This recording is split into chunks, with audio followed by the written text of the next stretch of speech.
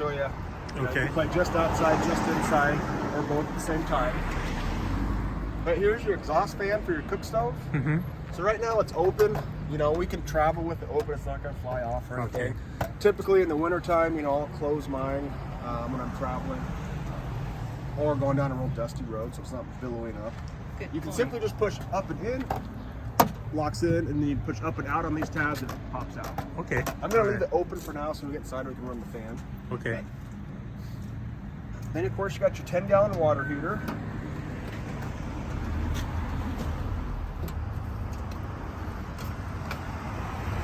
Pressure relief valve, just like on a home hot water heater. You guys are probably familiar with those.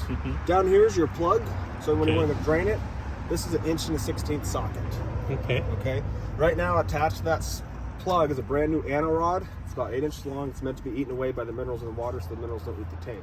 Okay. You know, they typically last 12 to 24 months. Just kind of depends on how much minerals you have in the water that you're using. But that is something you're going to have to replace every year or two. Okay. High limit switches here. So this rig's winterized right now, and let's say someone's inside, so there's no water in the water heater, right? Someone's inside, kicks it on. This high limit switch is that heating element inside is going to get to a certain temperature and say, hey, I'm getting too hot and trip. Okay. So what happened is just kind of like a electrical GFI outlet. You just come back here and reset it. Oh, okay. So one side's gas, one side's electric. Just would depend on what one got turned on when there's no water in it. Oh, okay. Okay. Just to extra safe. I mean, highly unlikely it would happen, but if it did, help it from burning up. Okay.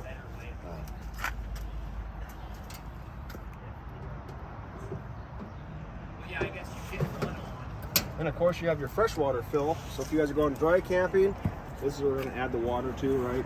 Unscrew this, put your hose in there and fill it up. Okay. So the tank itself is actually 70 gallons. You get 80 gallons by filling up your water heater. Okay. So if you want to go on dry camp, you want to be completely topped off, start filling your tank, fill up your water heater, and then top off your tank again. Okay.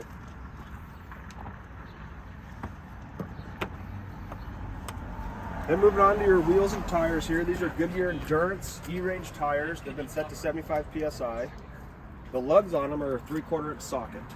Okay. So they torque them at the factory to 115 pounds. We drive over the hill. We check them again here. We recommend you guys check them 2 more additional times. Okay, that first 100, 200 miles, give them a quick check, do that one final time. Okay, since it's a brand new rig. These are the Dexter Quick Lube axles. So we want to add some grease. We can simply pop this center cap off. There's a little rubber flap, move it to the side, and you got a grease cert on each axle. They recommend every 12 months or 12,000 miles. Give me a couple pumps of grease. Number 2, high temp lithium grease is what Dexter recommends. And then down here on your MORryde suspension, you'll see you got some more grease certs. You got 5 in the center here, and then you have 1 for each opposite leaf hanger tucked behind the tire here. Okay. On each side.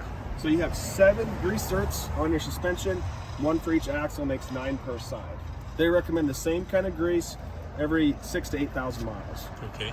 I always tell folks, you know, if you're hitting it once in the springtime, you know, you're doing pretty good. Okay. Now, if you're, you know, full-time in it back and forth across the country, you probably have to do it a couple times a year. But, Okay. Of course, you got the back of your fridge here. Kind of helps to have a screwdriver, but I think I can get it. I'm gonna pop this off. We got to clean this a little bit better for you. But typically, you know, we recommend once a year hitting it with the shop vac, making sure there's no bees, spiders in there, trying to keep it somewhat clean. The big one we need to keep the wasps out of and keep an eye on is you're going to be your furnace. Okay. Because the furnace, the wasps can actually shut you down because they restrict the airflow so much. Oh, okay. So that's the important one. You know, if the bees get in here, kind of a headache, but it doesn't shut it down, right? Same thing with your water heater. Just kind of a hassle if they do get in there. You know, they sell screens for these if you'd like too, but the furnace is the main one. We've got screens for it. We'll just stick those Perfect. in there. And just be careful, you know, the bottom side gets hot. You know, I was amazed how many people I talked to said they've melted their chairs or table or whatever. Okay. Then down here is your little kayak port. This is for your low pressure barbecue port. So you got a little valve, you got a quick connect. They just started doing this this fall. They used to have a high pressure that came off the tanks, and now everything runs off the side. Okay. You got your 110 plugs outside.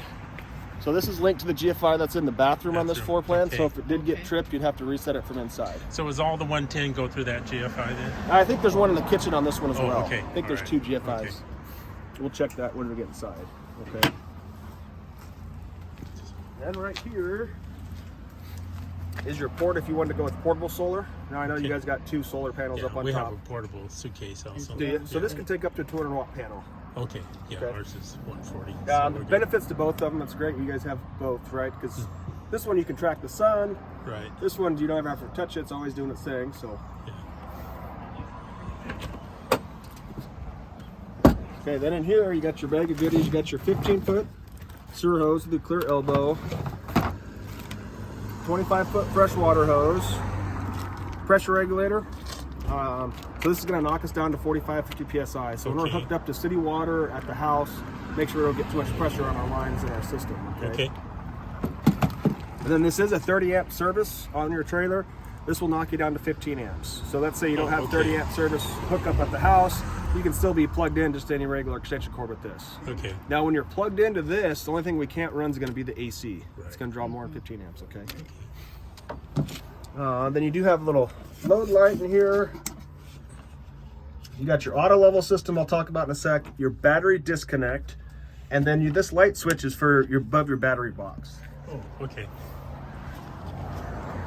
So right there, your little light bar, okay? With your battery disconnect switch, if that's for storage purposes, let's say you're not going to be using the trailer, you want to eliminate any draw off the batteries, you can flip that in the off position.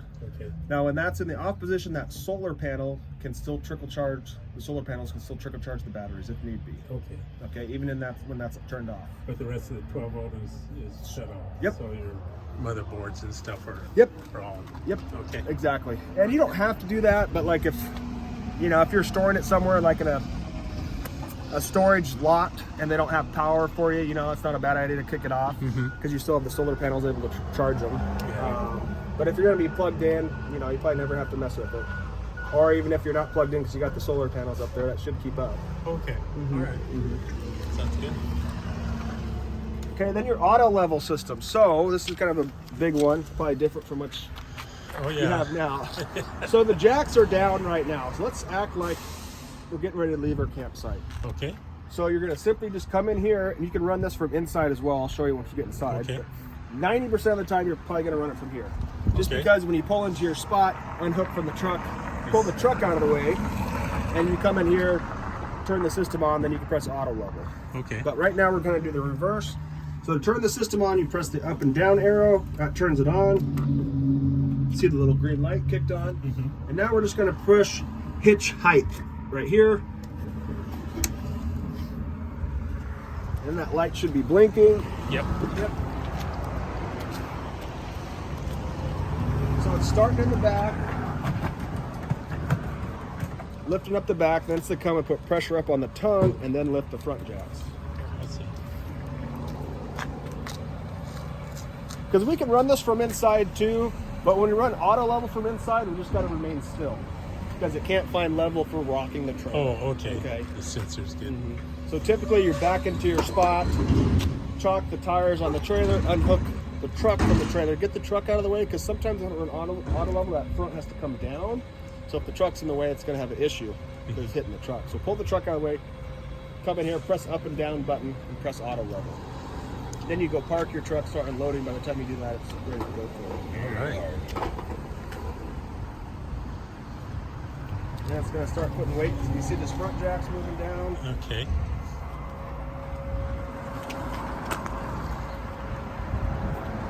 And this system is meant to take the whole weight of the trailer. If need be, it'll pick up the tires and everything off the ground. Oh wow. Okay. So this remembers the height when you unhook from the truck. Then. Yep, so it remembers the height that was at when we pressed auto level. Oh, so when you okay. unhook from the truck, right, you're going to have to manually raise the tongue off the truck, Okay. pull the truck out of the way, and then come in here and press auto level. Okay, and at that point it That point it memorizes the remembers. hitch height. Yep. Okay.